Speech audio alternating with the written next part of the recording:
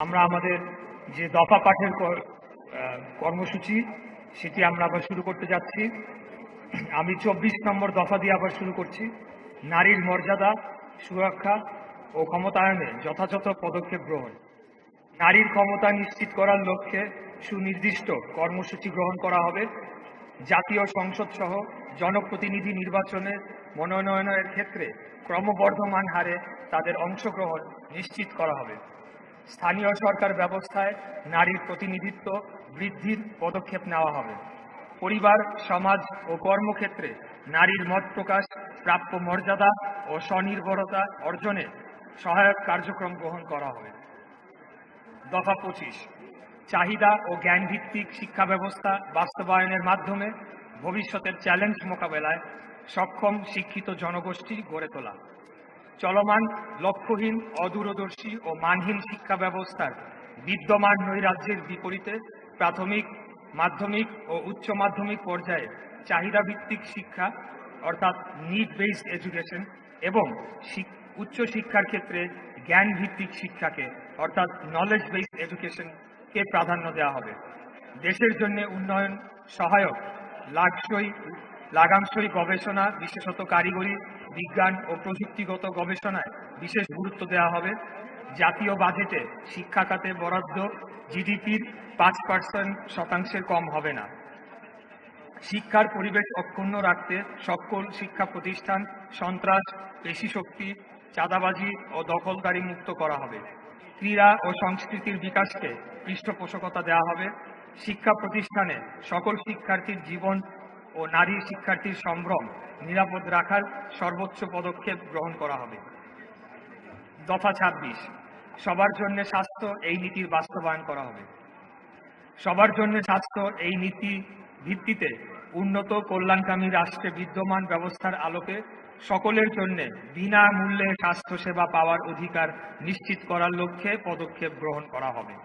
যুক্তরাজ্যের national health service NHS বা এই জাতীয় সার্বজনীন স্বাস্থ্য ব্যবস্থা ইউনিভার্সাল হেলথ কভারেজের আলোকে সকলের জন্য সর্বোচ্চ স্বাস্থ্যসেবা প্রাপ্তির নিমিত্তে প্রয়োজনীয় সকল পদক্ষেপ গ্রহণ করা হবে। দারিদ্র বিমোচন না হওয়া পর্যন্ত সুবিধা বঞ্চিত হতদরিদ্র জনগোষ্ঠীর জন্য সামাজিক নিরাপত্তা বেষ্টনী আরও সম্প্রসারিত করা হবে।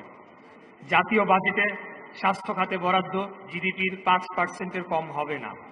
প্রাথমিক ও প্রতিরোধমূলক স্বাস্থ্যসেবা নিশ্চিত করার লক্ষ্যে পর্যাপ্ত সংখ্যক প্রশিক্ষিত নারী ও পুরুষ পল্লী স্বাস্থ্যকর্মীর ব্যবস্থা করা এবং সংক্রামক ও অসংক্রামক রোগের চিকিৎসা, শিক্ষা ও গবেষণা সুবিধা নিশ্চিত করা হবে।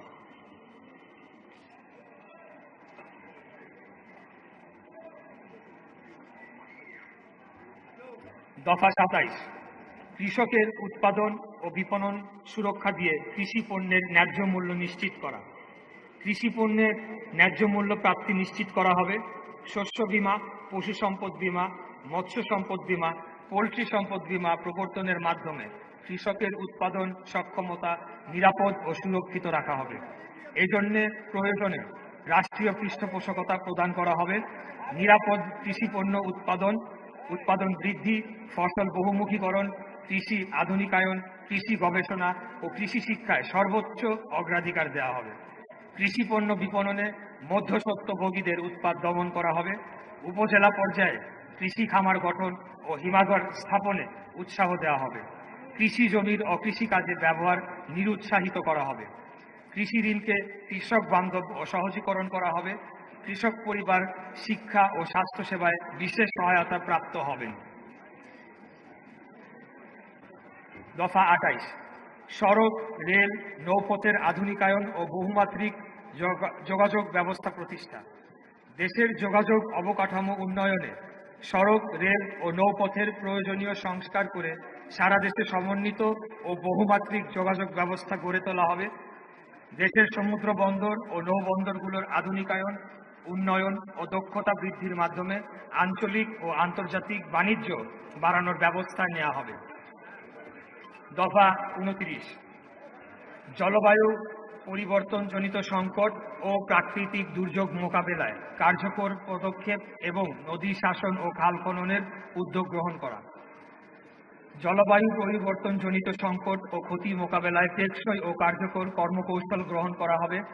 বন্যা, জলোচ্ছ্বাস, ঘূর্ণিঝড় ও ভূমিকম্পের মতো প্রাকৃতিক দুর্যোগ মোকাবেলায় আধুনিক প্রযুক্তি ও সরঞ্জাম সংগ্রহ করে প্রাতিষ্ঠানিক সক্ষমতা বাড়ানো হবে। নদী ও জলাশয় দূষণ বন্ধ করতে কার্যকর ব্যবস্থা নেওয়া হবে এবং বন্যা ও খরা প্রতিরোধে খাল, নদী খনন ও পুনর্খনন কর্মসূচি বাস্তবায়ন করা হবে। সামুদ্রিক সম্পদের বিজ্ঞানসম্মত জরিপ ও মজুদের ভিত্তিতে আহরণ এবং অর্থনৈতিক ব্যবহারের ব্যবস্থা নেওয়া হবে। দফা 30, তথ্য ও যোগাযোগ প্রযুক্তি, মহাকাশ গবেষণা ও আণবিক শক্তির উন্নয়ন ও সর্বোত্তম ব্যবহার নিশ্চিত করা। তথ্য ও যোগাযোগ প্রযুক্তি খাতকে বৈশ্বিক মানে উন্নীত করার লক্ষ্যে প্রয়োজনীয় পদক্ষেপ গ্রহণ এবং সর্বক্ষেত্রে তার প্রয়োগকে প্রাধান্য দেওয়া হবে। মহাকাশ গবেষণা ও আণবিক শক্তির সর্বোত্তম উপযোগিতা, সক্ষমতা বৃদ্ধি ও সর্বোত্তম কার্যক্রম নিশ্চিত করা হবে। দফা 31, যুগোপযোগী পরিকল্পিত পরিবেশ বান্ধব আবাসন এবং নগরায়ন নীতিমালা প্রণয়ন ও বাস্তবায়ন। জাতীয় মহাপরিকল্পনা প্রণয়নের মাধ্যমে গ্রামে কৃষি জমি নষ্ট না করে এবং নগরে জনসংখ্যার ক্রমবর্ধমান চাপ হ্রাস করার লক্ষ্যে পরিকল্পিত ও পরিবেশ বান্ধব আবাসন ও নগরায়ন নীতিমালা গ্রহণ ও বাস্তবায়ন করা হবে। কোনো নাগরিক যাতে গৃহহীন না থাকে সেই লক্ষ্যে পর্যায়ক্রমে দেশের সকল দরিদ্র জনগোষ্ঠীর আবাসন নিশ্চিত করা হবে। প্রিয় নেতৃবৃন্দ, এই ছিল আজকে আমাদের 31 দফার 31টি দফা আপনাদের সামনে আমরা পাঠ করে শুনিয়েছি। আমি আমার বক্তব্যের শেষে আপনাদেরকে বলতে চাই যে আমরা যারা রাজনৈতিক নেতা কর্মীরা রয়েছি, আমরা যারা আগামী দিনে আমাদের দেশকে গঠন করতে চাই, আমরা অতীতে যারা আন্দোলন সংগ্রামের মাধ্যমে স্বৈরাচারী ফ্যাসিস্ট খনি হাসিনার পতনকে আমরা ঘটিয়েছি এবং আগামী দিনে জনগণের রাজনীতি করার জন্য আমরা আজকে আমাদের নেতা দেশ নায়ক জনাব তারেক রহমানের নেতৃত্বে সুসংগঠিত হয়ে জনগণকে সংগঠিত করে আমাদের এই দফাগুলা হাজির করছি।